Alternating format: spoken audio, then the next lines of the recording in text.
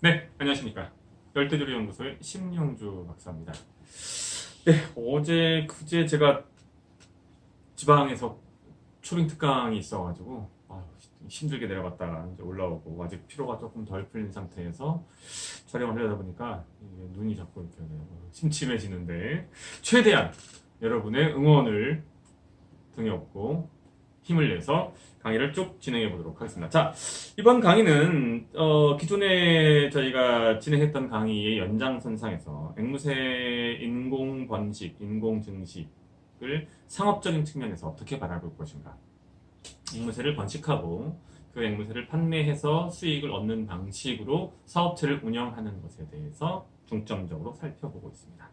자, 이번 강의에서는 그럼 앵무새 사업을 하는 게 그래 좋다, 뭐 그렇게 좋은 성과가 난다, 그러면 어려운 점은 없냐, 이 사업을 영위하는 데 있어서의 난관은 무엇이 있겠냐, 그래서 사업의 난관 측면을 중점적으로 알아보도록 하겠습니다. 자,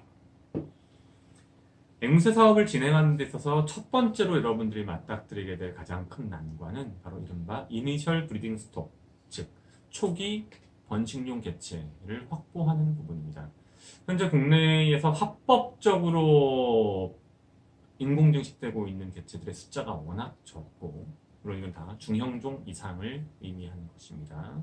흔하게 볼 수 있는 종이 아닌, 해외로부터의 수입도 원활치가 않고, 수입 과정에서 수입업자나 유통업자로부터 이런저런 사기를 당하는 사례들이 적지 않기 때문에 우수한 개체를 구하는 부분에서 다소 어려움이 있는 것이 사실입니다. 물론 여기에는 일전의 강의에서 지속적으로 반복적으로 말씀드린 바와 같이 이 사업을 진행하시려고 하는 분들의 과도한 욕심도 중요한 촉매제로서 역할합니다.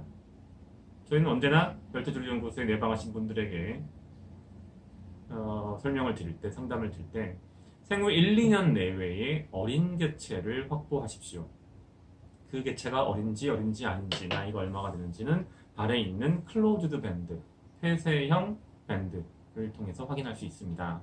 라고 아무리 설명드려도 저희에게 연락 주시는 분들 100분 중에 99분, 아니 심지어 100분 중에 100분 모두가 혹시 생후 5, 6년 정도 돼서 이미 새끼를 잘 낳고 있는 개체를 구할 수 있는 방법은 없습니까? 라고 100% 질의합니다.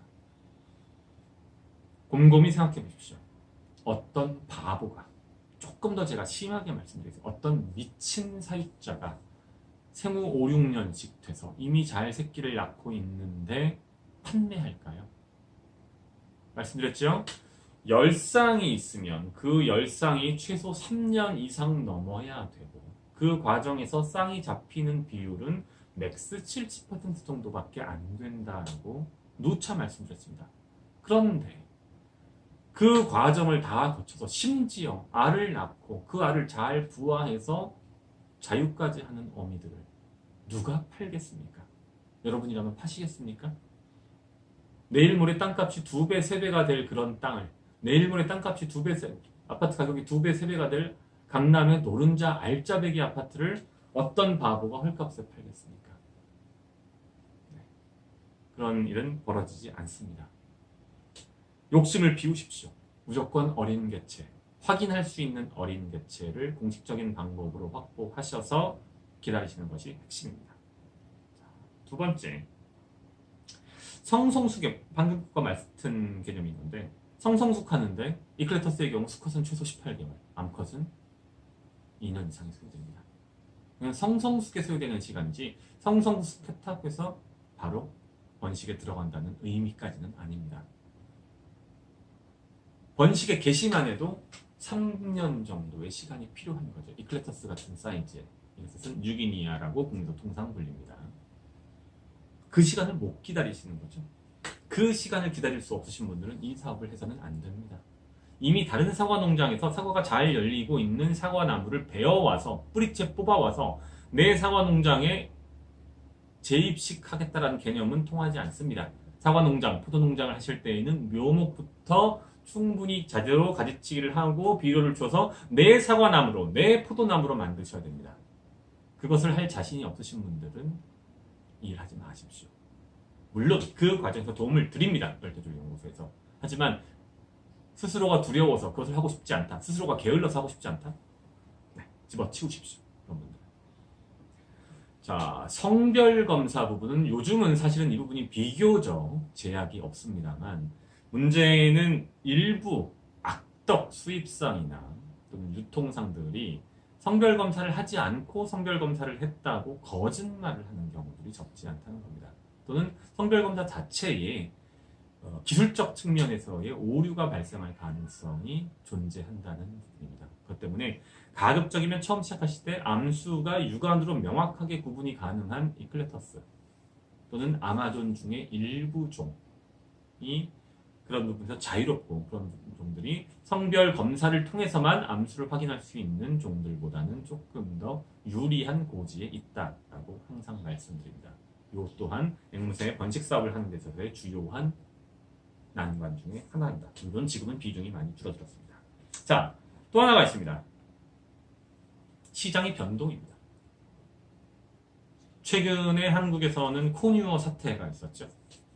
코뉴어의 가격이 마리당 이제 코뉴어 중에 한두 가지 정도의 종입니다. 모든 코뉴어가 그런 방식으로 움직이지는 않습니다만 그린치 코뉴어 계열들이 최근 수년 동안에 어마어마한 인기를 얻다가 지금은 완전히 폭락해서 한 마리에 3만 원이니 5만 원이니 해도 가져가지 않는 상황이 됐습니다. 그것만 그런가요? 그 전에 카카리키, 로젤라 장미앵이라고 불리죠. 도라지 앵무라고 불리는 네오파마 계열들, 부커스페라켓이라든지 오스트레일리안 그레스페라켓 계열들. 그 전에 포르푸스, 페럴레, 통상 국내에서 사자남이라고 불리우는 리네올레이트드 페라켓. 한도 끝도 없습니다. 목도리 앵무. 처음 밀수되거나 최초로 국내에 들어왔을 때는 가격이 천정부지로 높습니다. 수입이 더 되거나 밀수가 더 되거나 또는 번식이 이루어지기 시작하면 가격은 급격히 떨어집니다. 왜? 수입 및 유통업자들이 중간에서 장난질을 쳤기 때문입니다. 페럴렛 한 마리에 해외에서, 유럽에서 50유로도 안 합니다. 10만 원은 안 합니다. 그것도 비싼 경우에요. 싼 애들은 15유로 그렇습니다. 한 마리에 2만 원 남으신 새들이 약 10년 전에 국내에 들어올 때는 한 마리에 200만 원, 300만 원까지 갔었습니다. 그 가격이 유지될 것이라고 믿는 순진한 사육자들은 1년, 2년 뒤에 200만 원짜리 유리앵무 한 마리가 2만 원에도 팔리지 않는 놀라운 경험을 하게 됐죠. 그런 일들이 지난 10여 년간 국내에서 계속해서 반복적으로 일어났습니다. 누구나 쉽게 번식할 수 있는 새인데 국내에 처음 들어갔다는 이유만으로 가격이 높게 책정된 새들은, 종들은 결코 그게 유지가 안 됩니다. 그게 유지가 되려면 해외의 가격도 국내의 가격만큼 높아야 돼요. 해외의 가격도 국내의 가격만큼 높다는 얘기는 물론 국내 가격이 항상 2배에서 3배 정도 높습니다만은 그 얘기는 다시 말하면 성성숙하는 데 시간이 걸리고 번식하는 데 난이도가 있다는 얘기예요.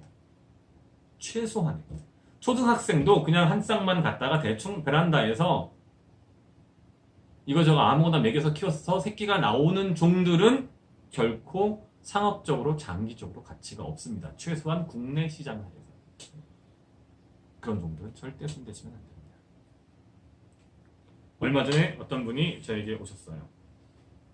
국내에 이른바 장난질 치는 것으로 유명한 수입상 겸 밀수꾼이, 겉으로는 수입상으로 알려졌지만 실제로 밀수를 주로 하는 사람이 앵무새 사업을 하시겠다는 그분들에게 제일 먼저 추천하는 것이 매커입니다.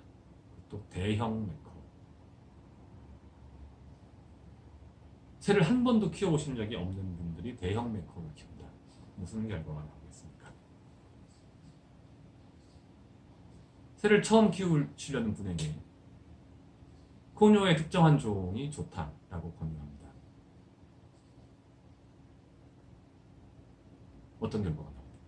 지금 현재 결과를 보십시오. 번식이 아주 어려워도 안 되고 번식이 너무 쉬워도 안 됩니다. 번식이 비교적 적당히 어려워서 대부분의 사람들은 성공하지 못하지만 열심히 하는 제대로 된 학습 역량을 가진 몇몇 소수의 사람들만 성공할 수 있는 종. 그리고 그런 종이 비로소 가격이 높게 유지가 됩니다. 가격이 높게 유지되지만 아무도 번식하기 수 없는 한국의 여건에서 어마어마한 공간을 필요하는 종. 의미 없습니다. 약간 제가 새끼로 빠졌는데 시장의 변동 부분에 대해서 주의를 하셔야 된다는 말씀을 제가 강조를 드리고 마지막으로 설비 및 장비입니다. 어떤 설비가 적절한 설비인지 어떤 장비를 써야 되는지 전혀 모르세요. 국내에는 중대형 앵무 번식을 위한 제대로 된 횃대조차 없습니다. 횃대조차 없어요.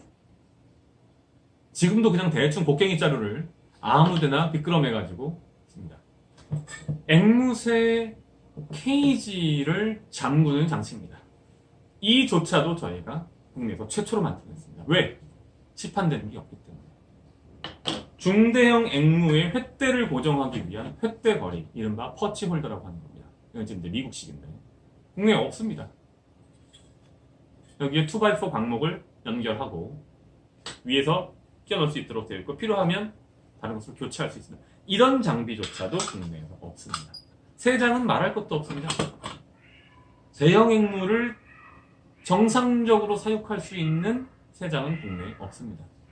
중형 앵무의 경우 중국제 싸구려 세장들이 최근에 들어왔지만 겉으로 보기엔 좋아 보이죠.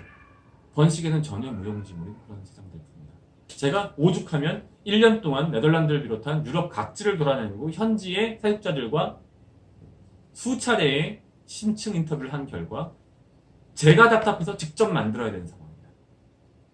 그 정도로 국내의 중대형 앵무 사육과 관련되는 설비와 장비 시장은 열악합니다. 물론 길은 있죠. 자, 앵무새 번식 사업을 진행하는 데 있어서의 이런저런 다양한 난관과 그 난관을 어떻게 해결할 것인지에 대해서 간략하게 살펴보았습니다. 앵무새 번식 사업 쉽다고 얘기할 수는 없습니다. 쉬운 것은 누구나 다 하게 되고 누구나 다 하면 그 사업은 곧 망합니다. 우리는 벌집 아이스크림 사례를 봤습니다. 롯띠번의 사례를 봤습니다. 안동 찜닭의 사례를 봤습니다. 모두가 어떻습니까? 누구나 쉽게 돈만 있으면 열 수 있고 그 다음은 1, 2년 뒤에 망합니다. 앵무새 사업도 똑같습니다. 앵무새가 만약에 그토록 키우기 쉽고 누구나 다 성공한다면 망합니다. 모처럼 현재의 브랜치 코뉴의 사례처럼, 그 전에 카카리키처럼, 그 전에 수많은 또 다른 종들처럼. 하지만 아무나 번식할 수 없고 최소한의 학습과 역량이 필요한 엄선된 중대형 종이라면 그 종들을 제대로 확보해서 과학적으로 접근한다면 성과를 얻을 수 있습니다. 이상 열대두리 연구소의 심영주 박사였습니다.